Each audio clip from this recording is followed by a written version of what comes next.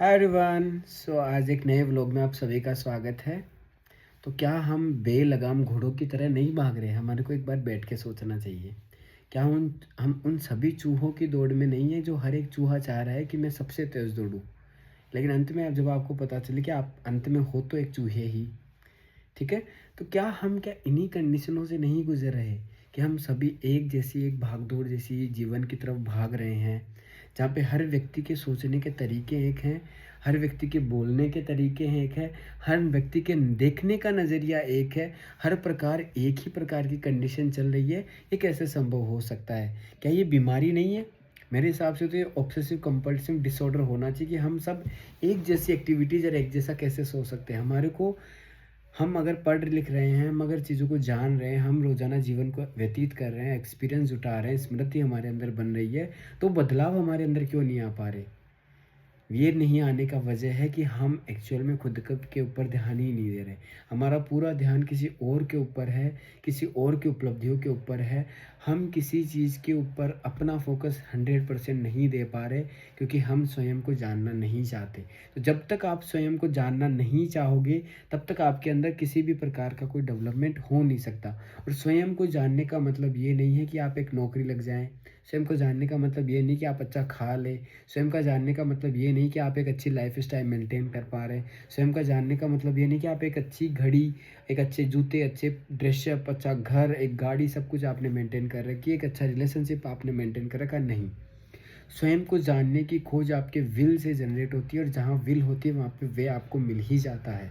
तो इस चीज़ का बखूबी ध्यान रखिए कि आपके अंदर स्वयं को जानने का एक विल होना चाहिए कि नहीं, मुझे खुद को जानना है। और खुद को जानने के पहले प्रयास के अंदर आपको ब्रीथ को जानना पहली प्रायोरिटी है। जब तक आप अपने एग्जिस्टेंस की उस वाइटलिटी को नहीं समझ पाओगे, जिसकी वजह से हमारा ये शरीर चल पा रहा है, तो आप उसको कभी नहीं समझ पाओगे। ब्रीथ को समझने के बाद आप समझ पाओगे उस सुप्रीम कॉन्शियसनेस को, जो कॉन्शियसनेस आपके द्वारा लीड होती है। जब तक ब्रीथ नहीं कंट्रोल होगी, ब्रीथ आपको समझ नहीं आएगी, तब तक आप उस कॉन्शियसनेस को नहीं जान सकते। और जब तक उस कॉन्शियसनेस तक के आप पास आप नहीं पहुंच सकते, आपका अटेंशन एक शार्प तरीके से फोकस नहीं हो सकता, तो आप उस सुप्रीम सुप्रीम कॉन्शियसनेस को कभी नहीं जान पाओगे। तो ये कॉमन मेथड चलता है हमारे पूरे सिस्टम का कि हम कैसे चीज़ों को लीड करते हैं। तो स्वयं को जानने के अंदर सबसे पहला जानना है अपने मन के स्वभाव को, अपने बिहेवियर को। तो इसके अंदर मैं आप सभी को आज पहली चीज़ बता देना चाहता हूँ कि सबसे पहले अपने रेड और ग्रीन कैटेगरीज को आप कैटेगराइज कीजिए कि आपके जीवन में ग्रीन लोग कौन हैं जिनको आप अच्छा मानते हैं, जिनको आप लव्ड वन मानते हैं, और आपके जीवन में रेड इवन कौन है जिनको आपने रेड कैटेगरी में रखा है। एक बार का मैं समय देता हूँ, आप सोच लीजिए अपने मन के अंदर।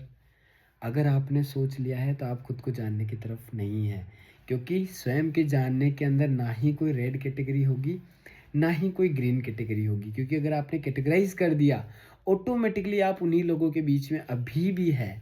तो पहला काम होगा न्यूट्रलिटी का, कि ना ही कोई ग्रीन है, ना ही कोई रेड है। हर व्यक्ति की अपनी अवस्थाएं होती है। उस अवस्थाओं के आधार पे वो व्यक्ति अच्छा और बुरा होता है। या तो अच्छा होगा या बुरा होगा, ऐसा कंसेप्ट नहीं है। अच्छा और बुरा पाया जाएगा। कभी वो रेड होगा तो वो कभी ग्रीन होगा। लेकिन जिसको आपने ग्रीन कर दिया, उसको रेड जोन में के बारे में अगर आप कुछ सुनोगे, उसकी बुराई सुनोगे, तो भी आप नहीं कर पाओगे बर्दाश्त, आप उसको सहन नहीं कर पाओगे, उसको मानोगे नहीं आप। और जिसको आपने रेड में रख दिया, वो भले अपने जीवन में कुछ भी अचीव कर ले, खुद को बदल दे, लेकिन वो आप कैटेगरी चेंज नहीं करोगे। और कमाल की बात ये है कि जिसको आपने ग्रीन में कर रखा है, हज़ारों लोगों ने उसको रेड में कर रखा है। जिसको आपने रेड में कर रखा है, हज़ारों लोगों को उसने ग्रीन में कर रखा है। इसका मतलब व्यक्ति ना तो रेड है, ना ही ग्रीन कैटेगरी का है। ये हमारी मानसिकता का खेल है। अगर आपने उसको न्यूट्रलिटी में रखा कि हो सकता है ये भी, जैसे मान लीजिए जो व्यक्ति मुझे, आप में से जो वीडियो देख रहा है, हो सकता है आपको सभी ने मेरे को ग्रीन फ्लैग में रखा हो, कुछ मेरे को रेड फ्लैग में रखते हैं। लेकिन ना तो मैं ग्रीन फ्लैग में रखने लायक हूँ, ना ही मैं रेड में। हो सकता है आपको आज सही बता रहा हूँ, कल को मैं कोई ऐसी बात बता दूँ जिसकी वजह से आपके जीवन में कुछ तकलीफ़ें आ जाए, कुछ अलग प्रकार से आप लीड कर जाओ चीज़ों को, तो इसकी पूरी पूरी संभावनाएं हैं। तो आप खुद को कैटेगरी में डालना बंद कीजिए। जब आपको पहली बार ये अंदाज़ा होगा कि हमने उस कैटेगरी से खुद को बाहर निकाला, तो दूसरा प्रयास जो होगा आपका उन लोगों और उन भावनाओं के साथ में। पहला, आप कभी भी जो प्रकृति है उसके अगेंस्ट नहीं होने चाहिए। आपका हर एक कदम प्रकृति के तरफ होना चाहिए, उसके बियॉन्ड नहीं होना चाहिए, क्योंकि व्यक्ति प्रकृति का सबसे बड़ा दुश्मन बनते जा रहा है। दूसरी ध्यान देने योग्य जो बात है कि अगर आपका दूसरों से राग द्वेष है, तो आप अपने जीवन की किसी भी उपलब्धि को कभी प्राप्त कर ही नहीं पाएँगे।